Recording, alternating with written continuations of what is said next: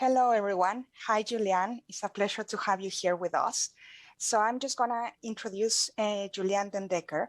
So Julianne, as Senior Vice President, Project Delivery, Julianne Den Dekker is responsible for all Canadian nuclear major EPC projects and new reactors. In this capacity, she is responsible for SNC-Lavalin's role in the Ontario refurbishment projects at Bruce Power and Ontario Power Generation, as well as all new reactor design and delivery, including new builds and SMR development support. Julianne leads the nuclear sector's Center of Excellence for Major Project Delivery and is functionally responsible for all Nuclear Canada's project managers and project controls personnel. Before joining SNC-Lavalin in 2019, Julianne was a project director at AECON, supporting the major Ontario refurbishment programs.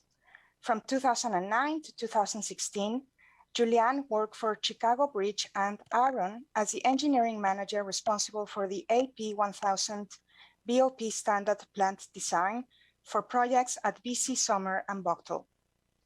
Prior to that, Julianne spent 9 years with Areva Framatome performing steam generator replacements at 13 different nuclear facilities in the US and working briefly on the EPR plant design.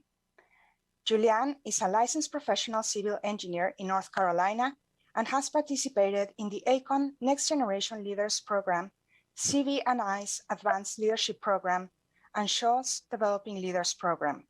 She holds a Bachelor of Science in Civil Engineering from Princeton University. Julianne is also the chair of SNC-Lavalin's Ontario chapter of the Equality, Diversity, and Inclusion Network. She has 3 young boys and spends a lot of time with them shooting pucks and losing basketball games. Thank you so much for being with us.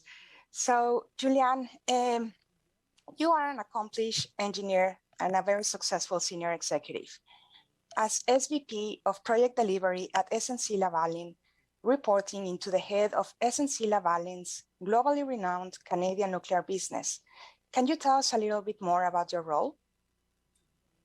Sure. Well, I think thank you very much for that intro, and thank you so much for having me. I'm really excited to be here, or be here virtually anyway.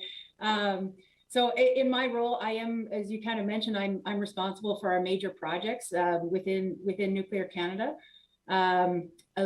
SNC-Lavalin, you may be aware, we're kind of a leading engineering and project management organization with a global workforce. And I work in the nuclear sector, which covers everything from new nuclear power generation to, as you mentioned, the major life extension projects and maintenance, all the way to decommissioning and waste management. In my role, I am responsible for new reactor design and delivery, which includes support to small modular reactor, SMR vendors, and then, of course, our huge refurbishment projects that are going on at Darlington and Bruce Power. So that's kind of what my role entails.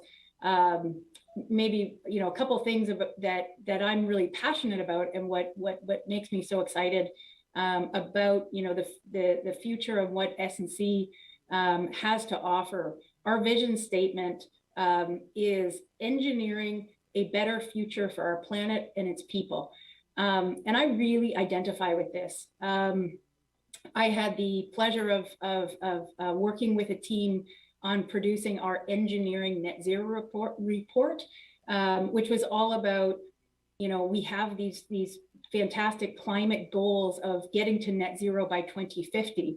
And as engineers, we sort of said, well, what is that going to take? How are we actually going to lower our greenhouse gas emissions? And what is the infrastructure that's going to be required to do that?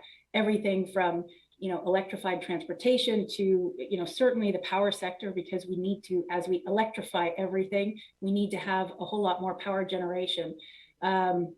And we certainly need a mix of intermittent renewables as well as base load power generation. And of course, that's where, both the hydro, but also the nuclear sector come in terms of being able to produce enough clean greenhouse gas free electricity that we can, so that we can actually, hit that net zero future. So I'm, really energized because I feel like while, our job is to deliver projects and for our customers to deliver those on time and on budget, it's just so important to the future of our country and the future of, a net zero planet. So it is inspiring to be able to be contributing to society in that way. Yeah, that's amazing. I don't know, Julianne, if you can tell us a little bit more about your career path and your academic background. Sure. So early in my career, in fact, right out of university, I took a role that required me to be out in the field and right on construction sites. And yes, I did have to put a yellow suit on and go inside nuclear containment buildings. But what I found was, and that was probably the first decade of my career, is I was traveling all over the place. I was on active construction sites, and that provided kind of a knowledge base, and I was really eager to learn. So I just got involved in all different aspects of the projects, and going from one project to another, I got the opportunity to play a whole lot of different roles. So in some cases, I was the field engineering manager. In some, well, actually at that time, I wouldn't have been the manager. I would have been the field engineer. But you slowly take on more and more responsibility. But I also had all kinds of other roles where I was, a containment coordinator and, things like that, where I got exposure to all the different aspects of what's required to bring a project together, and specifically a nuclear project together. And what I found was that, it allowed me to have a really robust knowledge base and credibility, so that, later in my career, or, mid-career, when I, wanted to have, sort of a different role with a bit more stability, especially of location. And I was able to take a role as the engineering manager responsible for, as you mentioned, the AP1000 design. Then, I was able to start a family and do some of the other things that are difficult to do in a field-based role. Fantastic.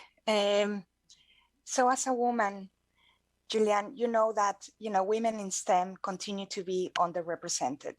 Mm-hmm. Why do you think that is? And what can we do in Canada to fix it?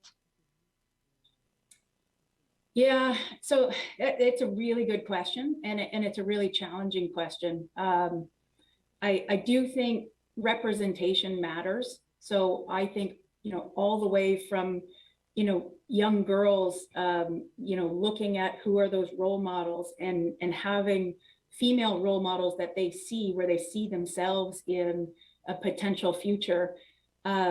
Certainly within SNC-Lavalin, I'm pretty proud to say we actually just, we have a new SVP of engineering. So she's responsible for 800 plus engineers. And she's a female with a fantastic career, and tons of field experience, as I mentioned.